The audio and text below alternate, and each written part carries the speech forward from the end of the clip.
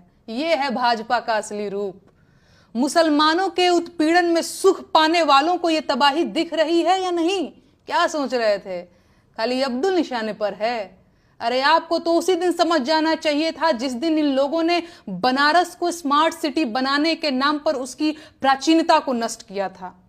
अरे आप ना समझ हैं जो इनको हिंदुओं का हितैषी समझते रहे। जिन लोगों का मकसद ही तबाही और लूट हो, उनसे कभी किसी का फायदा नहीं हो सकता।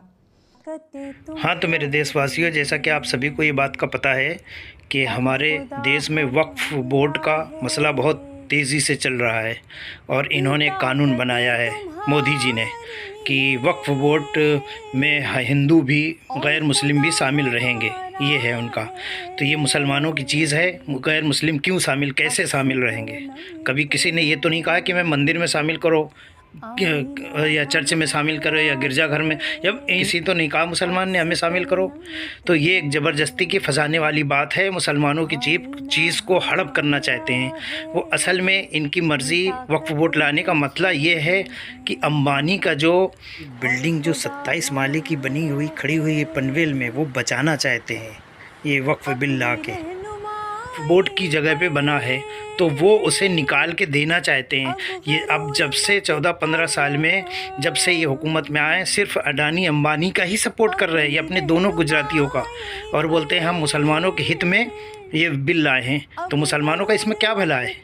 तुम 15 मिनट 20 मिनट रोड पे मस्जिद भर जाती है तो नमाज बर्दाश्त नहीं कर सकते हो, तो मुसलमानों के लिए हित में ये लाए हो हैं? और कहते हैं कि 3 तलाक का जो मसला था कि हम मुसलमानों के हित में लाए हैं, मुसलमान की औरतों के लिए। अरे खुद की तो पहले औरत संभाल लेते हैं, वो तो घर से बेघर फिर रही है, और मुसलमानों के लिए एक बहाना बना रहे हो और मुसलमानों को फंसाने की बात, ज़बरदस्ती नाजायज़ सताने की बात कर रहे हो कि मुसलमानों के हित में लाए। तो मुसलमानों के हित में आज तक किया ही क्या है तुमने? 2000 का दंगा खुद मालूम है, हर एक इंसान जानता है कि यही मोदी ने कहा था कि 3 दिन जो चाहो वो कर लो। फसाद में कितने मुसलमानों को मारा था। ये मुसलमानों की हित करेंगे? ये उम्मीद करेगा इंसान इनसे भरोसा करेंगे? सिवाय नुकसान के सिवा आज तक किसी मुसलमान को इन्होंने फ़ायदा नहीं कराया। अरे मुसलमान को तो छोड़ दो, ये हिंदू भी बेचारे, हिंदू भाई के लिए भी हमारे फ़ायदेमंद नहीं है।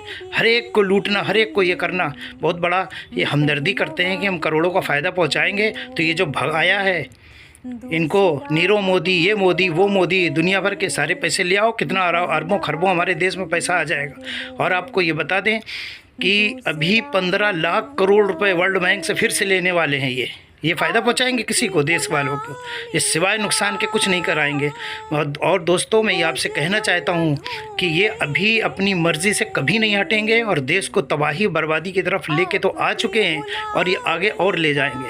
और आपसे ये उम्मीद करता हूं मैं कि ईवीएम की कोशिश करो ये बंद कराने के लिए। ईवीएम जिस दिन बंद होगा ये खुद ब खुद ख़त्म हो जाएगा मामला इनका। ये सबसे बेहतर, अगर इनसे देश को बचाना है तो ईवीएम के ऊपर आवाज़ उठाओ। ईवीएम को जब तक बंद ना हो, कहीं पर भी इलेक्शन हो तो बैलेट पेपर्स हो, ईवीएम से नहीं होना चाहिए। तो ही बच पाएगा देश, तभी बच पाएंगे देश के लोग, वरना सब तबाही बर्बादी में, कारोबार, धंधा, रोज़गार, ये तो सब ख़त्म हो ही चुका है, मगर और भी तबाही और बर्बादी हो जाएगी। और अभी चुनाव इसी साल के अंदर नवंबर में बिहार में होने वाले हैं। तो मैं आपसे यही सबसे गुजारिश करूंगा कि सिर्फ ईवीएम को हटवाओ और बैलेट पेपर से चुनाव कराओ, तभी ये देश बच पाएगा और सब बच पाएंगे। वरना ये अपनी मनमानी के जो बैठाए हैं, चुनाव विभाग को बैठा ले हैं, और पहले भी बैठा था, दूसरा भी लाए हैं, तो ये अपनी मर्ज़ी से वो चुनाव, ईवीएम बोलते हैं सही है, वो कुछ नहीं है, धांधली। पहले चुनाव तो ये करा देंगे और बाद में ईवीएम भरी भराई बीजेपी की ये घुसा देते हैं उसमें, और ये सब कर देते हैं, सबको मालूम है। लेकिन ईवीएम जब तक न बंद होगी, इनकी धांधली और इनकी ये सारी लूटमार बर्बादी कुछ बंद नहीं हो सकती है। लोगों, इस चीज़ पे ध्यान दो, और अगर हम सबको एक बन के रहना और चलना है तो ही कामयाबी होएगी। कभी भी ये 2014 में जब से आए हैं वही हिंदू मुस्लिम कर रहे हैं, नहीं, कभी कोई नहीं लड़ा है। सब हिंदू और मुस्लिम सब मिल के साथ में रहे हैं। ये इन दोनों ने ये फितरत चालू रख दी है कि हिंदू और मुस्लिम को लड़ाओ और देश में राज करो। इनको अगर हटाना है तो ईवीएम को बंद कराओ, ये खुद ब खुद हट जाएंगे। बहुत बहुत धन्यवाद। सब इंस्पेक्टर रंजीत कासले बोले, महाराष्ट्र में मेरे सामने ईवीएम से छेड़छाड़ की गई, मुंह बंद रखने के लिए 10 लाख रुपए दिए गए।